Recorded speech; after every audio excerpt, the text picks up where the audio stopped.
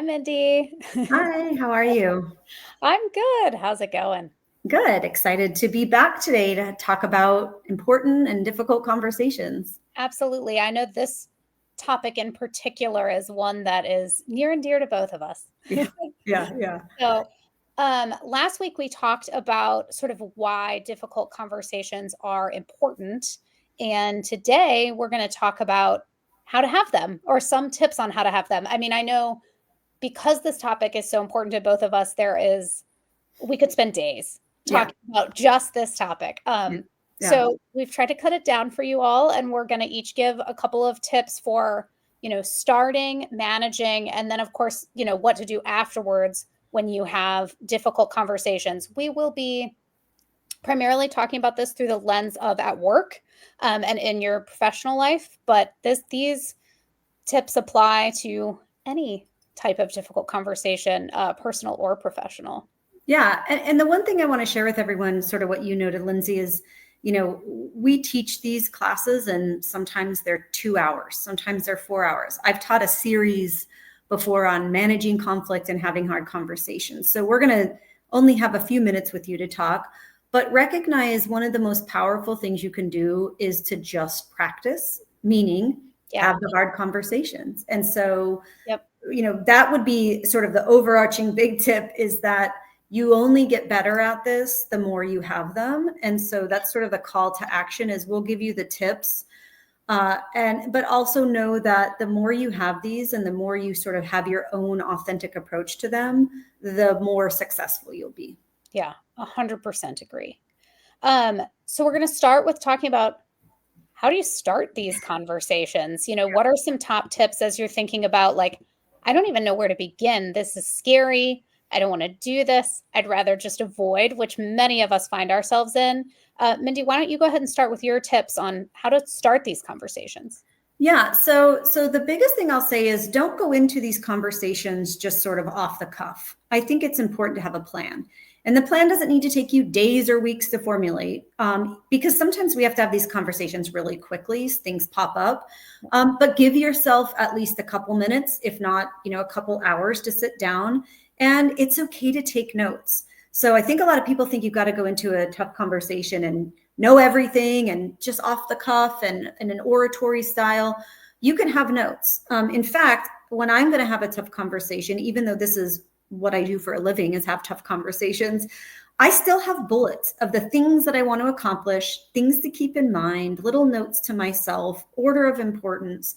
So plan that, have a plan. Lindsay, you'll give some tips on the venue and things like that, but plan the conversation. These should be like, at least give some intentionality to the various facets of the conversation that are going to come up. And it's okay to do that. And the other thing that I would say is, I have a little saying that I do to myself. I also teach this in all my classes. So if any of you have ever been in my class, you know this, is I say, before you go into any meeting, and especially before you go into any hard conversation, ask yourself two questions. How am I showing up today? And how might that affect the experience? And so with tough conversations, a lot of times we're showing up nervous. Maybe we're showing up mad. Maybe we're showing up with some heightened emotion. Just know how you're showing up and how it may affect things. And if you're overly sensitive, like you're very angry, you're very sad, you're very disappointed, if it's a heightened emotion, maybe you don't have the conversation right at that time. Give yourself an hour, but ask yourself, how am I showing up? And that just sort of centers yourself to be prepared to have a good, healthy conversation. How about you? Yeah, I mean, I agree with both of those things 100%. The more thoughtful we are when we show up, the more the other person understands that this is important to us and that we care about them. And also, like, the less scary it's going to be for us, right? If we feel in a good place, both emotionally, but also with a plan, it'll make everything quite a bit easier. Um, my tips are a little bit more like, as you mentioned, sort of about location and timing. One thing I would say is that have these conversations, if possible, sooner rather than later. Mhm. Avoidance allows tensions to build and makes it harder to break through and start the conversation. And so definitely, as Mindy mentioned, as you mentioned, like if you are really upset or if the other person is really upset or you need a moment to figure out how you're going to handle it, I don't mean you have to address it right in that moment. Although, if that's possible, it might make sense and be advisable to do that. But definitely sooner rather than later, taking into account, again, those things. The other tip I will say is that it's really important to have these conversations in private. Unless it's about team dynamics. I mean, sometimes you're going to have tough conversations with a team, but if you need to address something with an individual, it's it can be seen as really disrespectful and honestly humiliating if you call them out in front of others. And so finding a safe time and space where the two of you can connect one on one demonstrates compassion and respect. Yeah, and I'll say one thing about that. There are times when a call out, like in a group meeting, is important. If someone says something really harmful, that's a time. But that's not the difficult conversation, actually. So if somebody makes a terrible joke or uses a terrible word, you do want to call it out. Hey, Lindsay, what you said there, not okay. Let's talk about it afterwards. So you still redirect them to that private conversation, because in private is where you're really going to get the heart of the matter. So I think that's a really important tip. In terms of, Lindsay, when we switch over to like maintaining the conversation, so now we're in it, like we've having it. We've done it in a short amount of time. So I want you to talk a little bit about maybe your biggest tip for maintaining the conversation, and then I can share mine. Yeah, I mean, I think the most helpful thing I can say in this regard is to sort of articulate something called the radical candor framework. So there is a woman named Kim Scott. She has a big team now, and they teach this all over the world. And many of us talk about this. I talked about it last week when I was talking about communicating in crisis situations. But it's essentially how to have these conversations and how to give even just general feedback. Mm-hmm. And basically, you want to make sure that you are challenging someone directly while also demonstrating that you care about the person personally. Mm-hmm. So, a lot of us sort of couch our feedback or our hard conversations, and we soften them almost to the point of being unclear, right? Mm-hmm. Where it's like, oh, if you could be a little more, maybe, whereas it is clear as kind, right? So as clearly and specifically as you can say, you said X in the meeting, to take your example, Mindy, mm-hmm. and I perceive that to be really harmful either to me or to someone else for these reasons. It's super helpful, as clear as you can be and as direct mm-hmm. as you can be, the better, while also demonstrating that you care about the person. Mm-hmm. And so saying like, I understand your intention of this, or you're very good at this, but this comment or whatever was harmful is really important. And demonstrating that you care, not just in that moment, but just more generally, is so helpful to create a safe space for direct conversation. Because the more safe we feel, the more we're able to say what we think without mm-hmm. fear of the consequences. Yeah. And I'll give an example on, so there's always this philosophy of, the compliment sandwich or the feedback sandwich, where it's like, hey, Lindsay, I think you're really fantastic. You really blew it the other day in that meeting, but I think you're great. Well, then it's confusing. It's like, it's sort of gaslighting. It's not, again, it's vague. So the radical candor approach, and I'll give you an example of when I used it. I was working with this woman who I really want to succeed in her business. Like she's a vice president. She would like to move up to the executive team. And I was observing a meeting that she was running, and she was really defensive when people would ask her questions. And the point of her presentation was to solicit questions. And so afterward, I pulled her aside, and this is how I said it. I said, her name was Suzanne. And I said, hey, Suzanne, I said, I am really excited to see what you do in your career, and I think you have a lot of potential. However, in this meeting, you were incredibly defensive, and you're really going to have to figure out how to deal with questions and not take them as a criticism, and instead be open to them and curious. And that was very direct. So I did care about her personally. I care about her, and she knows me. And so she knows I care about her. But in that moment, I said, I care about your career. And what you did in there is not going to help your career. Yeah. And we just confronted it, and it was hard. And in terms of timing, that was very soon after that meeting, within about 10 minutes. And it was private, but it was the kind of feedback that then she can really take and go forward. And I wasn't mincing words. I wasn't saying, hey, you did great in there. Maybe next time, don't do this. It was like, you can't be that defensive. And then we were able to get to the heart of the matter. Yeah, I like that. And I was reading the other day about, the sandwich method. And, most of us can see right through that. And especially if our goal is to provide critical feedback, oftentimes the praise comes off as insincere because people can just see right through it, right? Yeah. Even if we really do care about the person. And so we have to be, as I mentioned earlier, like be very specific. Same with praise, right? So for me to say, hey, Mindy, you're great, sort of like, but blah, blah, blah, here's a very specific and direct piece of critical feedback. Like either I know you think I'm great or I don't. And again, that goes back to demonstrating care and being specific about praise in that moment. Yeah. Yeah. One thing I'll share, a tip, again, this could be a 2-hour conversation, but one of the most important tips I would say too, where I think people stop in the middle of a tough conversation, is when emotions are displayed. Yes. So I often survey people and say, what's the hardest part about being in one of these conversations? And people say, I don't know how to react to people's emotions. And what I would say is, like, we're all emotional. Everybody, we all have emotions all day, every day. And especially in a tough conversation, emotions are going to be present. So first thing is, you can't be scared of other people's emotions. Like, people are going to cry. People will be frustrated. People could be mad. People could be sad. And you need to go into the conversation saying, yeah, like, that's totally normal. They're human. They're going to feel this way. And don't let that stop the conversation. And so here's the tip that I have is, if I'm having a hard conversation with someone and they're crying, I still continue the conversation. Where I take a break is if someone can't catch their breath and they're blowing their nose, kind of sobbing. Hey, you know what? Let's come back and talk about this in an hour. Give them an hour to regroup, get some water. If people are very angry in a conversation, I'm okay with it because they probably have some reason to feel angry.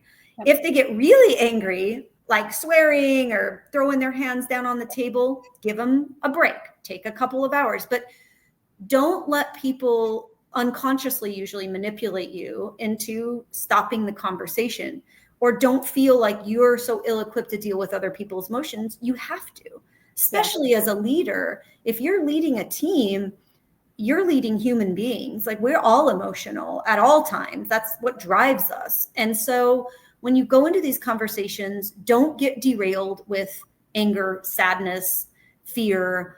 Let people experience that. And just acknowledge it. Like, I can see this is really hard for you. Thanks for sticking with me. Let me just, and these conversations don't need to be long. You're not going to have somebody in there for 2 hours while they're crying. These conversations could be 2 to 5 minutes long also. So that's another, I think that's where people really get derailed in these conversations. Yeah. And I think there's a couple of risks there, not just stopping the conversation, but also backing down from the challenge directly part.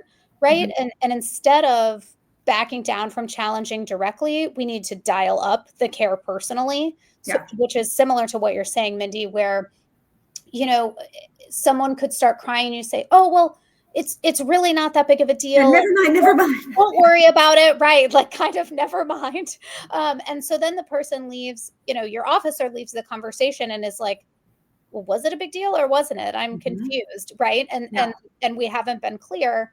Whereas exactly what you're talking about, Mindy, I see this as upsetting to you. Do you want to take a break? That's not, do you want off the hook from this conversation, but more, how do you want to approach this conversation? Because it has to happen. And I want to do it in a way that's where I'm communicating clearly, but also that you're receiving it in the best way possible. I think that also, in terms of going back to starting the conversation, it can be helpful if you know someone really well. I will take my beloved spouse, for example. I always want to like if there's an issue, I want to address it right then. And my knee-jerk reaction, and then sometimes like my anxiety or whatever it is like, I want to talk about this right now. He is not like that. He needs a hot minute. And like, if I come at him hard to talk about, and I make him talk about something right in that moment, Mhm. it's not gonna be productive for either of us. Not that he's not somebody to get really mad. It's just more like he needs to gather his thoughts. Mhm. Um, and I have learned the best way to say is like, I want to have a conversation about this, or I'll say what I need to say, and then I will pause and like, we will talk about it later. And in a Mhm. workplace, a potential way to gauge that is to say, is to write an email and say, hey, I'd love to talk about this, like when sometime in the next 24 hours, 48 hours, that we can have a conversation, whatever is reasonable depending on the circumstance. And then the person can take a moment, Mhm. because blindsiding someone, Yeah. again, some things need to be addressed immediately, but some things are quite frankly like bigger than that.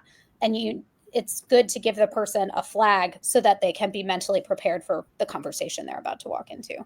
Yeah. Yeah. I think, and, one of the biggest leadership competencies, I think, is can you build trust with people? And 100. building trust with people is building relationships. It makes everything, including conflict, easier if you know the person. Because, like you said, your spouse. Yeah. You should know the people at work. There are people who are going to cry more than others. There's people who get more angry than others. There's people who are going to withdraw. There's people who are going to fight with you. Like, and that, you can plan the conversation, you can plan the timing, you can plan the venue. And so the more you get to know the people that you're working and interacting with, the easier it is, because we have to be responsive to the person. You're not going to have one of these conversations the same with every single person in your life. It's not going to happen. So I want to flag something that actually just came to mind that I think is important, even though this is talking about conversations specifically. It is almost always advisable that these conversations either be, if you cannot be together in person, via video or face to face. yes. We cannot have these conversations via email. There are reasons Like that never. never. Now you can, as I just mentioned, flag the conversation and give someone notice that they're going to walk into a hard conversation. Mhm. And then in the workplace, it's most often advisable to follow up with with some written documentation or an email that's like, hey, thanks so much for chatting with me. Just to memorialize what we talked about, here's what we talked about. So writing and documenting is important. Mhm.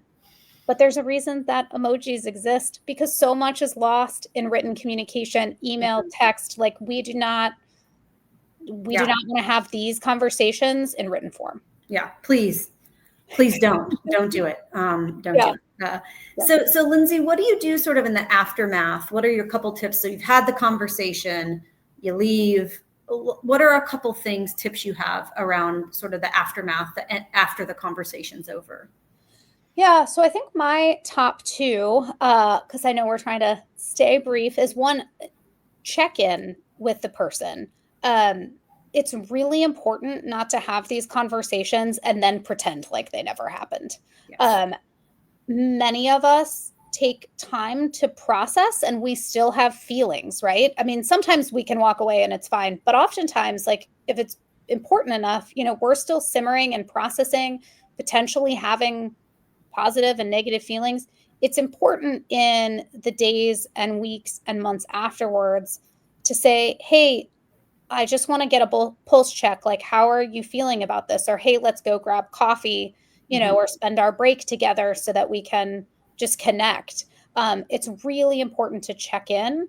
And then the other thing I will say is if you have apologized for something or been given feedback yourself, it's really important to correct course because actions matter.